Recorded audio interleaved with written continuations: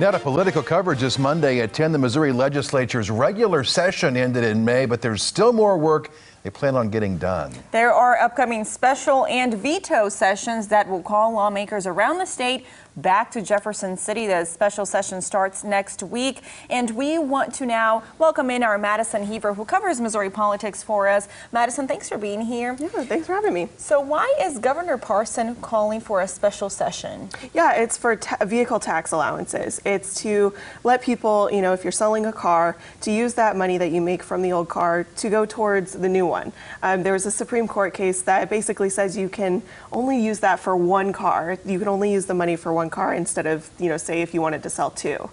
This is kind of above my head. How does this all work?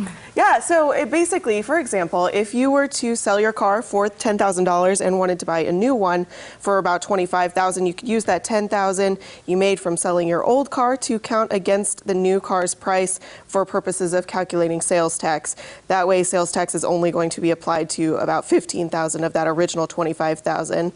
Because of that, basically, it kind of saves everyone a little bit of money if you're selling or buying your car. Are lawmakers supportive of the governor's decision to call a special session over this? Yeah, some are and some aren't. Basically, Governor Parson can call a special session whenever he wants to. He has that executive right and executive power to do so. He can actually, call whether it's a special session or if it's something that he wants to, push along in his own agenda, if it's an emergency or not. Basically, going on that, it's something that lawmakers across the state are either happy with it or they're not. And mostly Democrats aren't happy with it, and they aren't happy with it because they're saying it's not an emergency. They also say that this would only affect about 3,000 people, and that's, a fairly small amount compared to the population of Missouri. We've heard some Democrats obviously calling for special session for other reasons too, but what's the cost for this special session? There is that part of this equation too.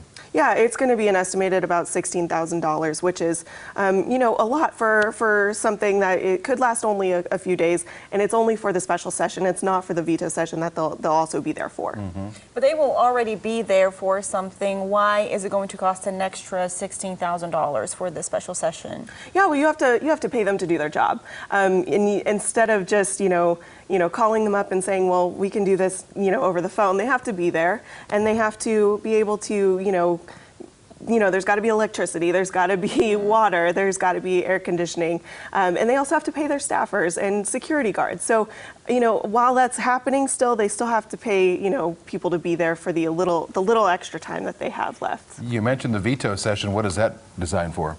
So that's for any kind of bill that Governor Parson didn't really like and he wants to send back. So if he vetoed something, basically it'll go back to the legislature, they'll go over it, and they'll make changes and talk about it some more. And then once they all decide, oh yeah, we approve this, they will send it back to Governor Parson. What are some of those bills they will be looking at?